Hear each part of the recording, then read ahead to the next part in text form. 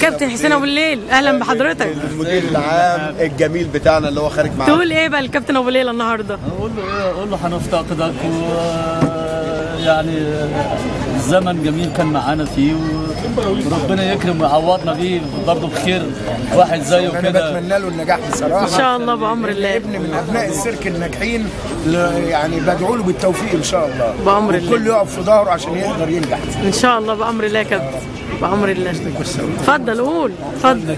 اتشرف باسم حضرتك بس الاول. المخرج محمد منصور. اهلا وسهلا. مخرج فيلم مكتبة اسكندريه. اهلا وسهلا. الاستاذ محمد ابو ليلى، الفنان ابو ليلى، طول عمره فنان مكافح ومناضل، ده اللي اعرفه عنه. واقول له ربنا يوفقك وما تحرمناش بعد كده من فنك، وربنا يدوم عليك الصحه والعافيه والتوفيق يا رب دايما ان شاء الله.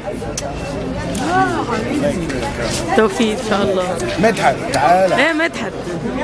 استاذ مدحت مدير التسويق، اهلا بحضرتك. اهلا بيك.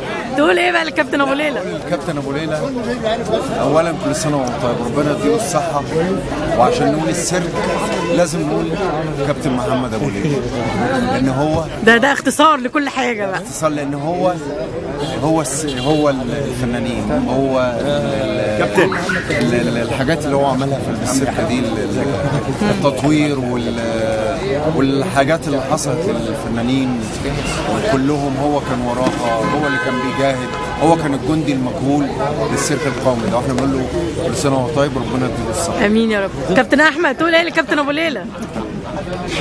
كل اللي اقدر اقوله له ده اخويا من زمان.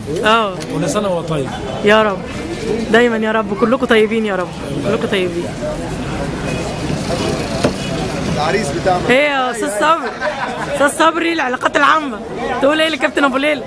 انا اقول له يعني انت هتبتدي بدايه جديده معانا بعد ال60، يعني واخد بالك، ومفروض تبتدي مشوارك ما بيخلص، بيبتدي من النهارده يعني هو ابتدى من زمان، بس هو هيكمله من بعد ال60 برضه معانا دايما يا رب بامر الله. شكرا يا استاذ صبري.